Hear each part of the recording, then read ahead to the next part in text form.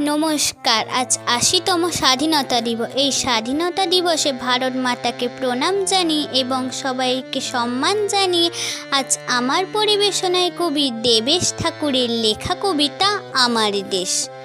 আমার দেশকে ভালোবাসি, আমি ভালোবাসি জননীকে, স্বদেশের মাঝে জননীকে তাই খুঁজে পাই ডেকে ডেকে। আমার মুখের বুকের যে কথা তারই নাম স্বাধীনতা। কৃষ্ণচূড়ায় ফুল ফুটিয়েছে অপরাজিতার লতা। একক মানুষ সমবেত হয় বহু কণ্ঠের কথা, বহুর মধ্যে একাও জেগেছে তারই নাম স্বাধীনতা। অনেক প্রাণের অনেক ত্যাগের কারাবন্দির ব্যথা, অনেকে পাঁজরে আগুন জ্বালিয়ে পেয়েছি যে স্বাধীনতা।